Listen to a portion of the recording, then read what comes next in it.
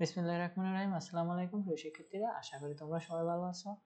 আজকে তোমাদের নবম দশম শ্রেণীর 2.2 অধ্যায়ের অঙ্কগুলা খুব সহজভাবে তোমাদের সামনে সমাধান করে দেব এবং অঙ্কগুলো কিভাবে সমাধান করতে হয় বেসিক লেভেল থেকে তোমাদেরকে বোঝাবো, যেহেতু তোমাদের বোর্ড ফার্স্টে তোমাদের কোনো প্রবলেম না হয়। তো তোমরা যদি বেসিক না পারো স্যার, তোমরা কিন্তু বোর্ড ফার্স্টের অঙ্কগুলো পারবে না।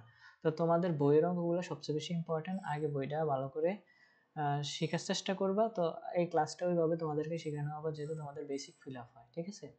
তো আমাদের এখানে বলছে স্যার 1 নাম্বার 8 এর গুণনীয়ক কি? 8 এর গুণনীয়ক সেট কোনটি? গুণনীয়ক মানে বিভাজ্য, 8 এর মধ্যে কতবার কত সংখ্যা দ্বারা ভাগ যায় সেই সংখ্যাগুলো হচ্ছে যে গুণনীয়ক সেট। তো যেরকম দেখো 8 এ 8, 8 দুগুণে 16, তারপর হচ্ছে 3 8 24। এটা হচ্ছে যে নামতা, মানে হচ্ছে যে 8 এর নামতা, 8 এর গুণিতক এটাকে বলে। আর এখানে দেখো 8 এ 8, 7 দুগুণে 8। এখানে 8 এর মধ্যে 8 এর সাথে একবার গুণ করলে 8 একে 8 হয়, আবার 4 দুগুণে 8 হয়। তাহলে আমাদের এইখানে আমরা জানি যে সংখ্যার মধ্যে যতবার গুণ করা যায়, ভাগ করা যায়, 8 একে যত সংখ্যা দ্বারা ভাগ করা যায় ওইগুলো হচ্ছে গুণনীয়ক, ঠিক আছে? তাহলে এরকম ভাবে মনে রাখবা, যেরকম 8 একে হচ্ছে কি 8, তো 4 দুগুণে 8, তারপরে হচ্ছে তোমার এগুলোই তো 1 2 4 8, 1 2 4 8। তাহলে আমাদের খ নাম্বারটা কারেক্ট আছে। তো এখানে সেট সি হতে সেট বি এর একটি সম্পর্ক আর হলে নিচের কোনটি সঠিক? তো সবসময় মনে রাখবে এটাকে উপসেট বলা হয়, এটাকে কি উপসেট বলা হয়। আর সেট সম্পর্ক নির্ণয় করতে হলে ক্রস গুণন বা কার্তেশীয় গুণনের মাধ্যমে আমাদেরকে সম্পর্ক নির্ণয় করতে হয়। তাহলে সি ক্রস গুণন বা কার্তেশীয় গুণ বি, এখানে আমাদের আর উপসেট সি ক্রস গুণন বা কার্তেশীয় গুণন বি, এটা হচ্ছে আমাদের কারেক্ট অ্যান্সার।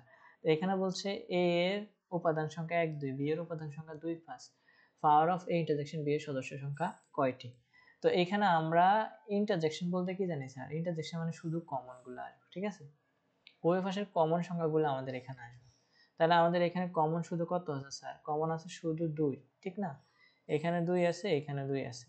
তাহলে আমরা কমন নিতে পারি 2। তো 2 এর 2 উপাদান সংখ্যা হচ্ছে একটি। তাহলে আমাদের উপাদান সংখ্যার একটা সূত্র আমরা শিখে রাখতে হবে, সেটা হচ্ছে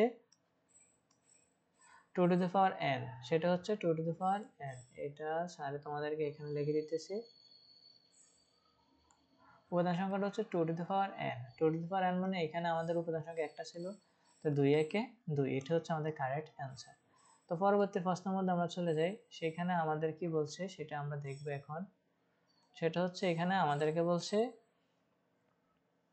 নিচের কোনটি x belongs to n? 13 থেকে বড়, 17 থেকে ছোট x মৌলিক সংখ্যা। 13 থেকে বড়, 17 থেকে ছোট। 13 থেকে বড় আছে 14 15 16। তাহলে 14 একটা যৌগিক সংখ্যা, 15 একটা যৌগিক সংখ্যা, 16 একটা যৌগিক সংখ্যা, তো 17। তাহলে আমাদের এখানে কোনো সেট নাই। তো সেট না থাকলে ফাঁকা সেটের, এটা হচ্ছে ফাঁকা সেট। একটা ফাঁকা সেট তুমি দিবে এভাবে, আর ন ফাঁকা সেট দিবে তুমি এভাবে। এই দুই রকমের একটা যে কোনো একটা তোমাকে দিতে হবে, ঠিক আছে স্যার? তো এবার আমরা ফার্স্ট নাম্বারে কি বলছি সেটা আমরা দেখি। A union B, A B C হলে তোমার এ এর মান এ বি, বি এর মান এ বি সি, তাহলে A union B A B C আসবো। তারপর এর মান বি হলে, এ বি সি হলে, বি সি হলে তিনটাই আসবে। ইউনিয়ন বেস আর সবগুলো আসবে, ঠিক আছে? যা আছে সবগুলো আসবে, মনে রাখতে হবে। আবার এখানে এ বি সি, তাহলে আমাদের এ বি সি আসবে, তাহলে তিনটা সঠিক।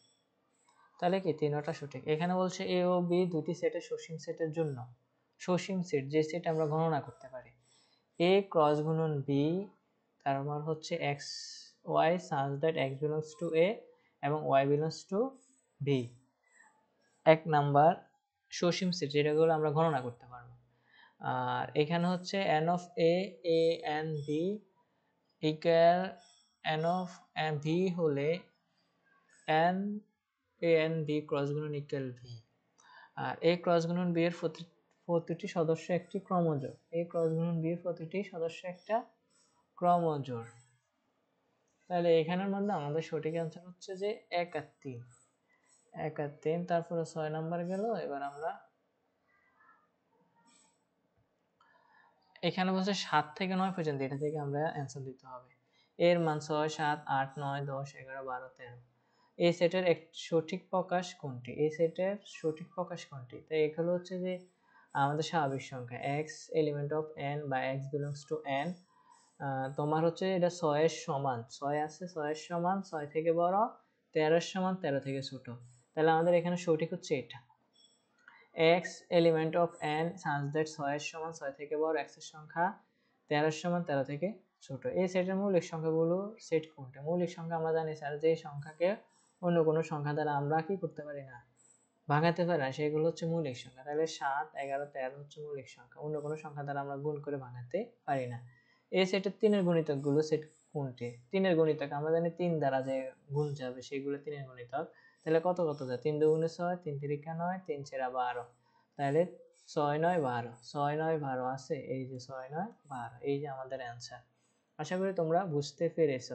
এখন আমাদেরকে এখানে 10 নাম্বার অঙ্কগুলা করার জন্য কি বলছে, a সমান 3 4, b সমান 2 4, x এলিমেন্ট অফ a এবং y এলিমেন্ট অফ b হয়, তবে a ও b এর উপাদানগুলোর মধ্যে x গ্রেটার দেন y সম্পর্ক বিবেচনা করে অন্যটি নির্ণয় করো।